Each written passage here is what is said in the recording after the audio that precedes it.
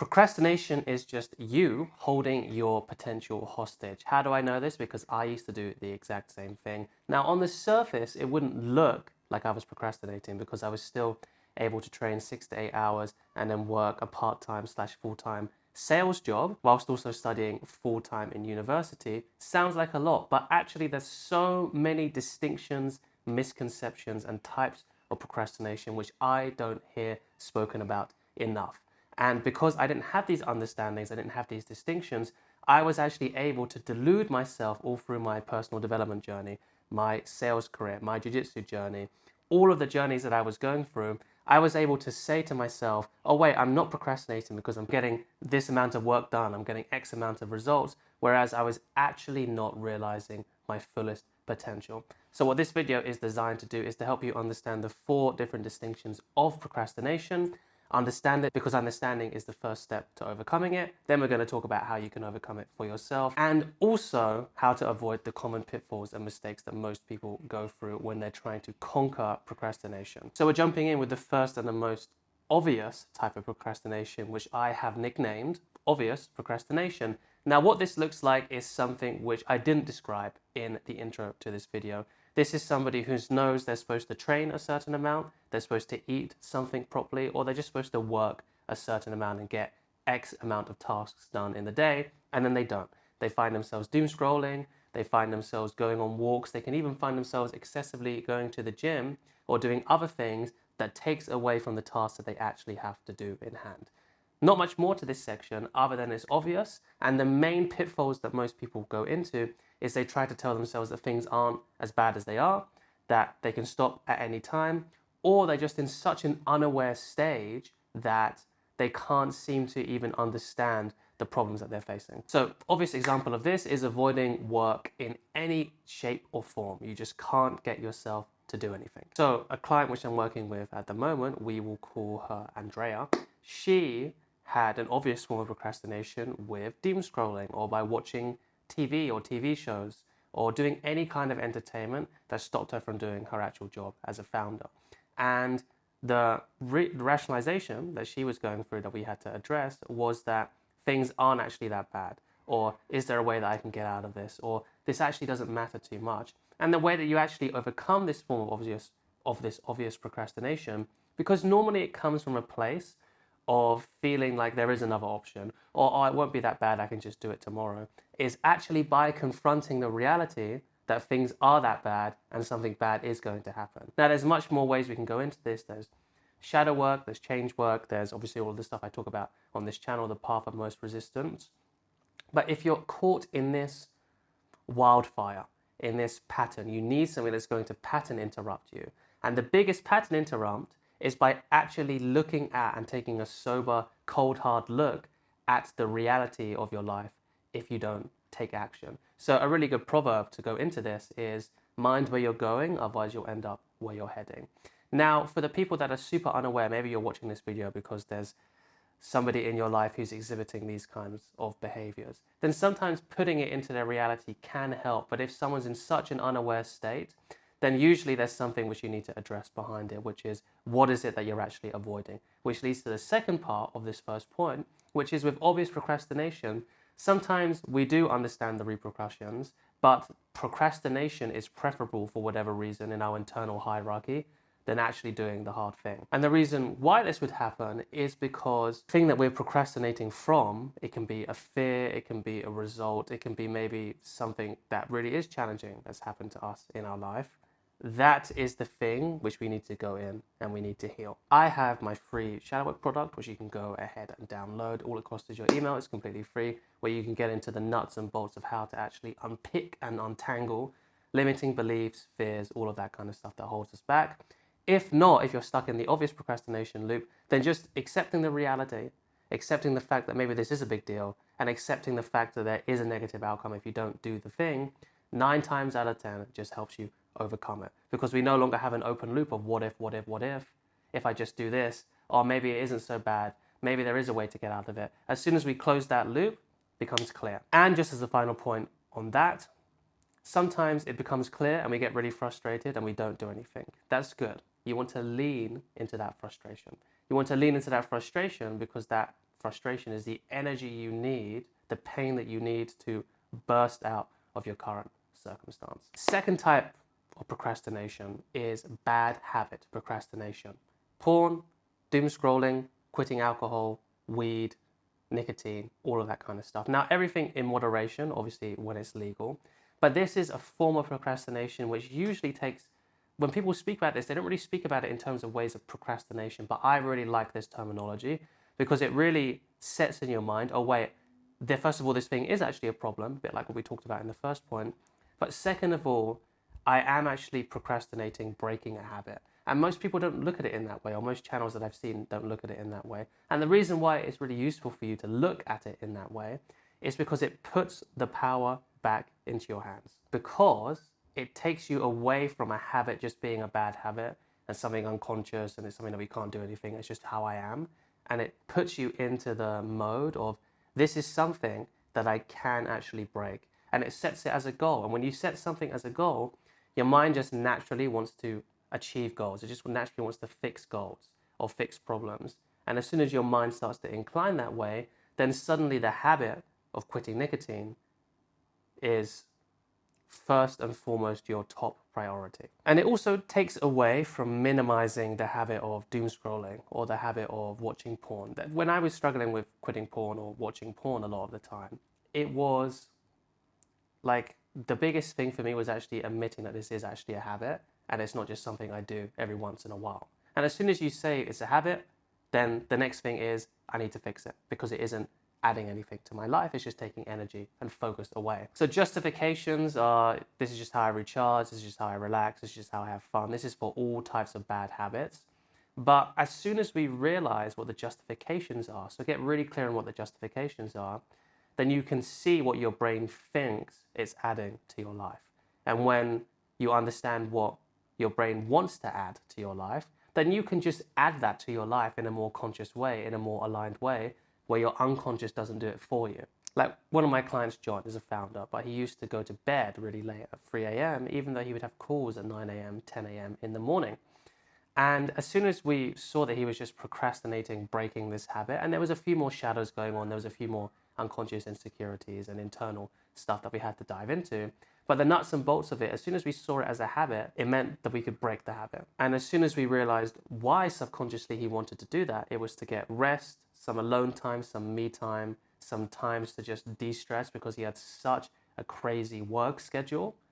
As soon as we were able to actually give rest and recovery and a bit of extra fun in his day-to-day life, the need for this completely went away. Third type of procrastination is doing the fun type of work or the fun activities over the boring needle mover work. What this looks like is, let's say in order to really move your business forward, you have to come up with offers, you have to come up with a product and all this kind of internal stuff, but you're a massive extrovert.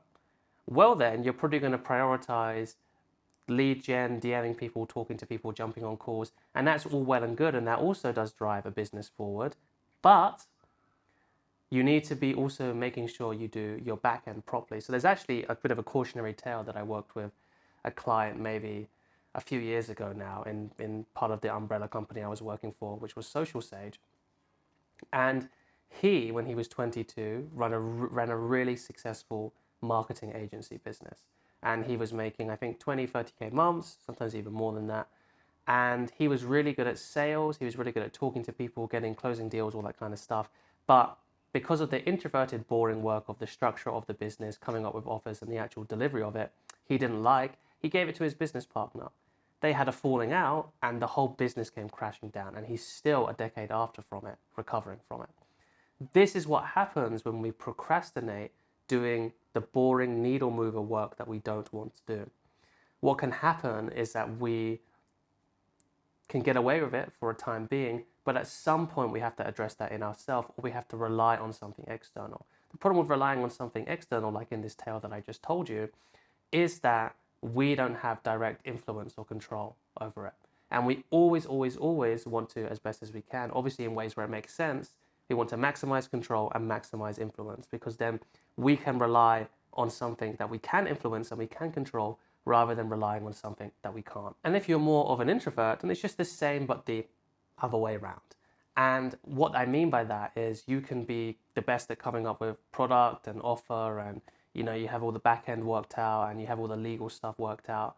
But when it actually comes to moving forward things in your business, like jumping on sales calls, getting in the DMs, or just networking, suddenly that's where you go lackluster. And if you procrastinate this, then the same thing happens like with the story I just told you, but the other way around. So you can imagine what that would look like. And how this differs to the other two forms of procrastination is because this is the way in which you can delude yourself into thinking you're doing the best stuff. And this is how I actually deluded myself into thinking I was doing what needed to be done when I was training jiu-jitsu, because I would do all the fun kind of jiu-jitsu stuff, being on the match, training, all that kind of thing. But when it came to the boring needle mover tasks, like taking a day off, having actual rest and recovery, massages, the right nutrition, researching what actually is the best diet for me specifically, then watching tape. Watching tape was kind of in the middle because I kind of liked watching that. All of this other needle mover stuff just got brushed to the side. And the repercussions that had onto me is that I was basically just burnt out the entire time. But because I was young and because I had the right mindset, I was able to push through it. But it could have been much, much easier and much, much more sustainable if I didn't do that. Now, the last form of procrastination, and the reason why I made this video, is using drugs, alcohol, or anything else external to procrastinate actually developing full, authentic confidence in and of yourself. This is a massive one. This is like using alcohol in order to feel good so you can attract the kind of partner or the kind of person that you want. This is using drugs to do the exact same thing. This maybe is using weed or nicotine or cigarettes to decompress and to have some introspection time.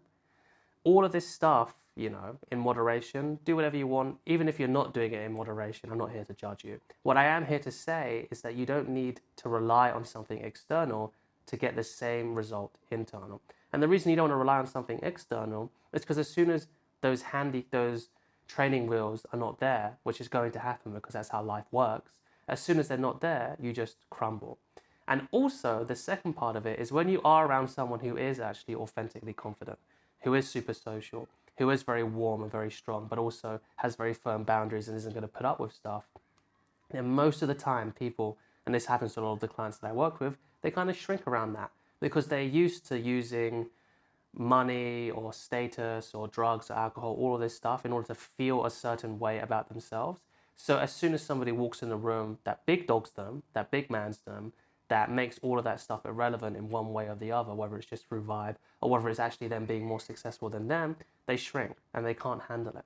And that leads to years of insecurity. And it leads to so much of internal, I told you so, I told you you'd never be enough, I told you you're a pussy, I told you you'd never be confident, I told you you need to make more money in order to be good enough. It encourages all of that and it allows it to fester and grow and rot inside of you, whereas you should not procrastinate on developing that authentic confidence because it is possible. It just takes a little bit longer. It doesn't even have to be something egregious like drugs and alcohol. It can be also fitness. I need to be at a certain body fat percentage or have a certain body image in order to feel good enough. It doesn't mean that we can't be leaner. It doesn't mean that we can't want to look a certain way. It doesn't mean we might want to put on extra muscle. None of that stuff is intrinsically bad.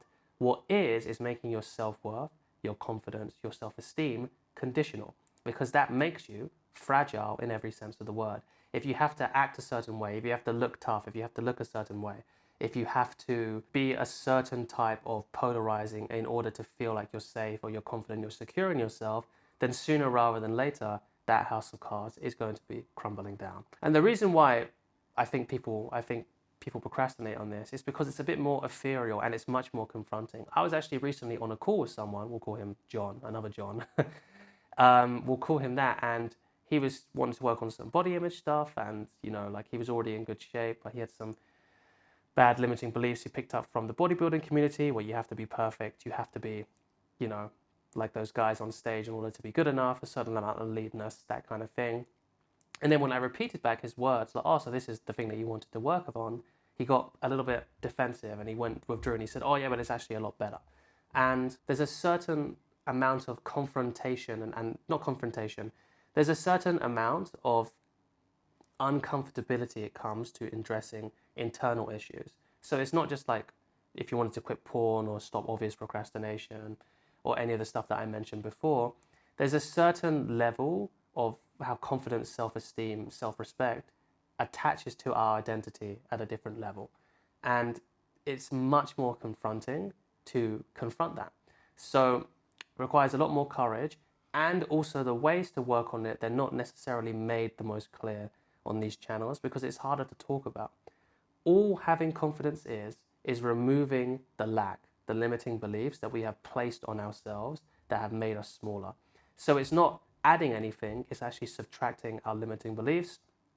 I have my free shadow work product, which is designed to help you do exactly that. It's my whole system. It's run with 2 one-on-one clients on the call. It's completely free. All it costs is your email. So that is what I recommend to get you started with that, as well as the content on this channel. You'll also be signed up to my email list where it has exclusive content, which I don't share anywhere else. This also is, of all the things that I've talked about, probably the thing which has the longest and deepest term impacts out there, okay? Because it bleeds into all areas of life. If you're just authentically confident, it means that you're confident in yourself to quit habits, to do something that's hard, to do the right work. And all of this other conditional limiting belief stuff falls away. And a lot of that conditional limiting belief stuff is the thing that fuels the other procrastination that I've talked about in this video. So action items and protocols. Step number 1 is organize. Organize which one of these 4 areas you fall most into and is affecting you the most. Number 2 is prioritize. Which one would have the highest ROI, the highest return on investment than I could get if I was to solve it right now? And number 3 is take action on it. So you just work one thing at a time. Do not try and popcorn. Do not try and work on so many different things at once. Just one thing at a time and work until it's completed, about 80% of the way completed. Working on multiple things at once is just for people who are very advanced. If you're a one-on-one client listening to this, then you can ask me if you can do that. But for most people, it's just going to be working on one thing at a time. And how you do that, I have my free shadow work product. You probably have your own practices. Go ahead and experiment with that. Stay on the course, stay on the North Star. And as a last thing, make sure that you are holding yourself in compassion, in unconditional love the entire time, because this is what enables you to go into stressful situations, take on more stress, and then once it's over, you're able to recover much, much faster. I'll see you on the next one. Very warmly. Take care.